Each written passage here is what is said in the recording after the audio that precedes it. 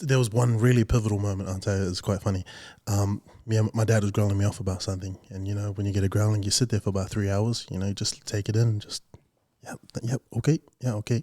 And I think there was one time my dad was having a go, and I'd had enough, so I stood up and I go, you know what? As long as I live in this house, I'll never be anything underneath you. My dad, I think, almost started crying. He was really upset though, but I said that to his face, and looking back now, probably not the nicest thing to say to your parent or anyone that you love. So I think from then on our relationship just started to crumble. There was a lot of things, a bit of resentment on both ends, and just kind of disagreeing on a lot of things. And around that time too, I had a baby. I was starting my own family, so I was at that like mentality, like I'm a man, I can do what I want now. So talk to me nice or don't talk to me at all. It's that type of vibe. So from then on, me and my dad disagree on a lot of things, and over time we've kind of been able to mend, and I've kind of spent some time living with his dad, and I understood why he is the way he is, the way my dad is. So I'm like, you know what, I've got to be nicer to him, because I realized that he had a pretty rough childhood too.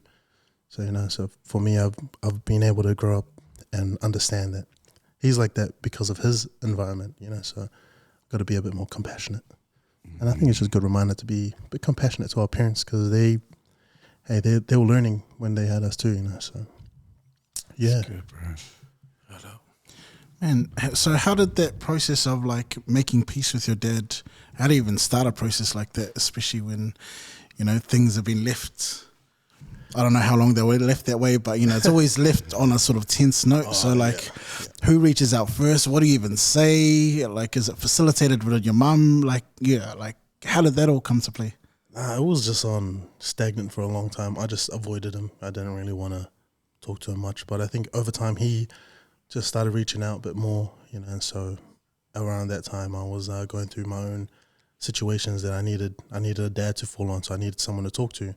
And so slowly we just, started reaching out again, because they live in Australia, by the way. Just I'm gonna add that in there. They made the distance for me made it easier to be away from him. So over time, I don't think anything not specifically like facilitated it, but we just kind of both understood where we were coming from, where he knew where I was coming from, and I knew where he was coming from. So yeah, we were able to just look past it, our differences, and just go back to being a dad and a son,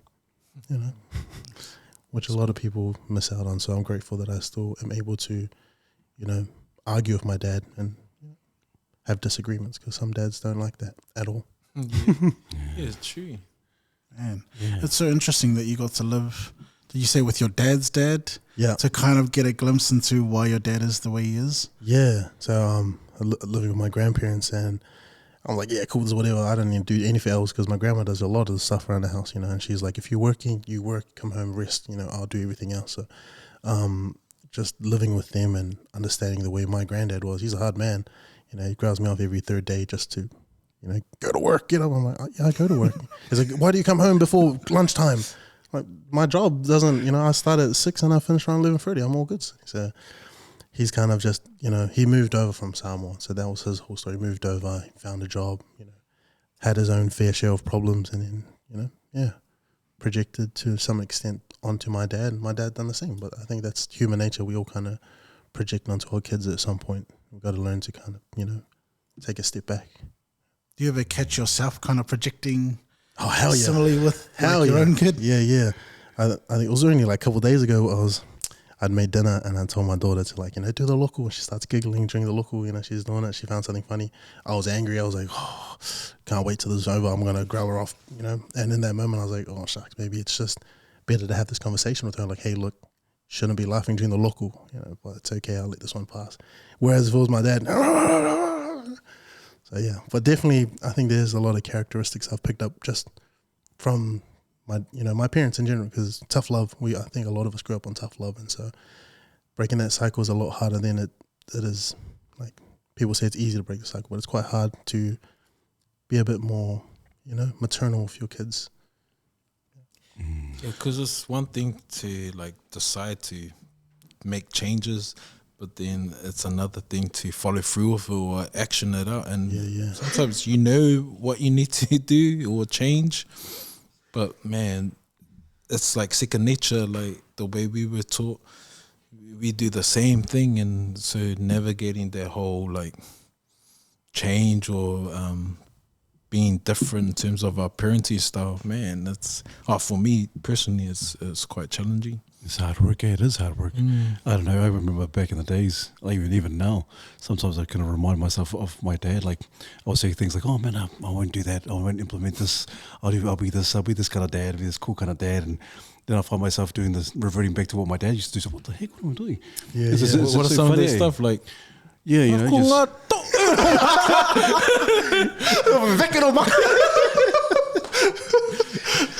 but it is. It's interesting that we obviously. I like what you said. You said you had some good insights, and I like your self awareness in terms of living with your granddad, and then realizing, man.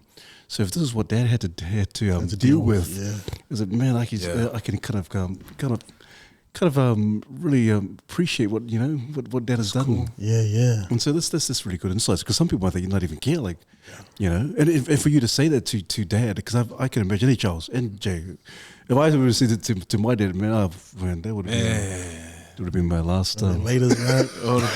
I tell you, every time I think about it, I'm like, so like, why did you do that for me? Well, I guess as a kid, you learn very quickly what not to say.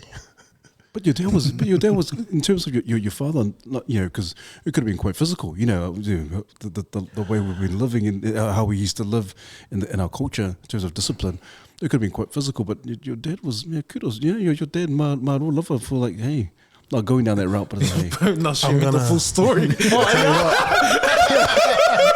I was waiting for this. All right, let's talk about my favorite hiding. What's the choice of weapon? What's the choice of weapon? I'll tell you all the hacks.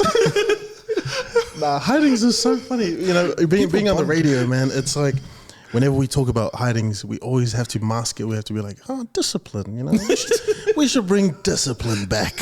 And they're like, what do you mean discipline? Oh, just a bit of touch to the face, and a couple of fussy buttles to the nose, But hidings, man, it was such a big part of my life growing up, and there's people who are like, yeah, I got hiding, and then there's those people who are like, nah, I got smashed. Got smashed, and I think we had a good balance, so I had a good balance of getting smashed and getting hidings, so a variety of things, and a lot of it was just because I was a bit cheeky, bit of a moipi, just thought I knew it all. But man, we used to get hidings and then like compare marks, see who's got the biggest mark, and then whoever had the biggest like mark, like fussy mark, yeah, you're the strongest, my bro. You're the strongest. And that's what I always tell people. Like nowadays, like you can mock me all you want. People will try to say things to hurt you. I'm like, it's not a fussy buttle to my neck, bro. It's not a fussy buttle to my face. I'm doing sweet, bro. It's all good. Yeah. But what is it when we get to talk about this like hidings? You imagine other cultures when they're talking about getting hidings, they're like, oh my gosh, so sad. But us, we're going, oh, what did you get hiding with? And we're like laughing about it. Yeah, like, man. Do you think that's therapeutic or it's just part of? I think it just is part of your trauma. Yeah, I also think it's just part of our competitive spirit, just to see who got the worst one. Like, damn, that was how bad I go. Damn, now you win, so you win, bro.